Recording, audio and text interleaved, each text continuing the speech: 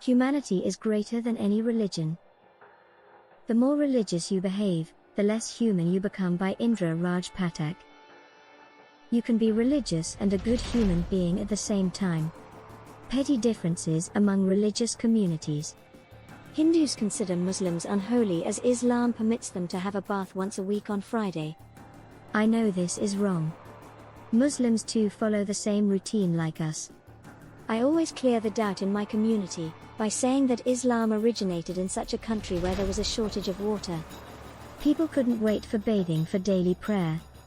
This is the reason that Islam allows worship without a bath. In fact, now I realize the futility of some rituals before worship.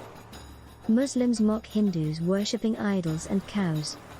Then I could not understand the deep philosophy of Hinduism. In those days I had never come across any priests from both the communities who bothered to clear such petty doubts. You may find it difficult to believe. It appears to me that the preachers in both communities hardly bother to patch religious differences. Instead, they feel happy with the differences that will keep them apart from others. And so, they can guide their community to achieve their vested interests and marketable designs. Since each one is convinced, believe that they are superior to another. Is religion greater than humanity? It may surprise you a bit. How could a religion diminish the scope of humanity? Someone has rightly said the religion is the opium of the masses. The essence of all religions is the welfare of humanity. But some teachers and preachers of a religion segregate the community from other fellow beings. And they divide humanity to form their exclusive group, highlighting the virtue of their principles. The primitive concept of making groups for hunting genetically transformed into religious communities. These days in our modern democracies, politicians appease religious communities so that they can garner the support of their opium-driven mass in the election. It is disappointing that a man has lost his natural identity. We know him as a Muslim, a Christian, a Hindu, and so on.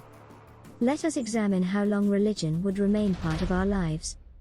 Increase in non-affiliated with religion. In a study published online, on the basis of over a century of census data from 9 countries that inquired about religious affiliation, researchers have observed that religion in Australia, Austria, Canada, Czech Republic, Finland, Ireland, the Netherlands, New Zealand, and Switzerland is heading toward extinction. In fact, in many modern secular democracies, people consider religion a matter of choice.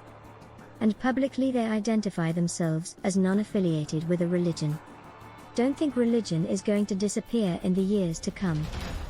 The roots of religion are as deep as ours. A modest increase in religious believers by 2050. According to Pew Research projection, by 2050, there will be 2.9 billion Christians, 2.8 billion Muslims, 1.4 billion Hindus, 16.01 million Jews, and the unaffiliated religious population expected to be 1.2 billion. The Buddhist population is expected to be stable, as it was in 2010.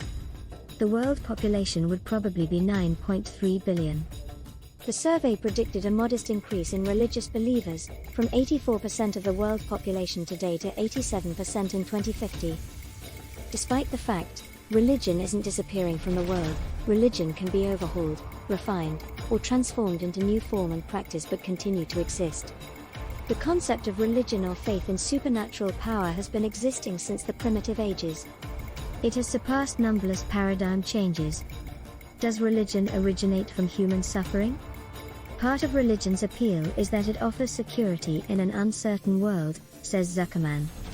What does it mean? The nation that reports the highest rates of atheism are those that provide their citizens with relatively high economic, political, and existential stability. Security in society seems to reduce religious faith. Ara Norenzayan, a social psychologist, observes that people want to escape suffering, but if they can't get out of it, they want to find meaning. For some reason, religion seems to give meaning to suffering much more so than any secular ideal or belief. Religion is an integral part of human survival. Religion does not seem to exist only because of people's suffering, even if the world's troubles are miraculously solved and we all lead peaceful lives in equity. Religion would probably still be around. Like me, you are also curious to know the reason. I wasn't specifically aware of the references before writing this story. I have found very convincing reasons to believe that religion is an integral part of our survival. It is here for your reference. This is because a God-shaped hole seems to exist in our species' neuropsychology. As per dual process psychological theory, we have two basic forms of thought: System 1 and System 2. System 2 developed relatively recently. It is the voice in our head, the narrator, who never seems to shut up, that enable us to plan and think logically. System 1 is intuitive, instinctual, and automatic.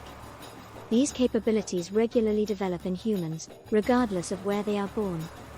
It allows us to speak our native language without prior thinking and gives babies the ability to recognize parents and distinguish between living and non-living things.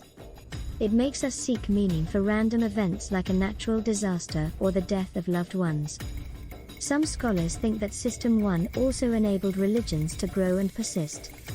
System 1 further encourages us to see things dualistically, meaning we have trouble thinking of mind and body as a single unit. This tendency appears quite early. Young children, regardless of their cultural background, are inclined to believe that they have an immortal soul, that their essence or personhood existed somewhere before their birth, and it will always continue to exist. This disposition easily assimilates into many existing religions. Let us conclude the discussion in these words.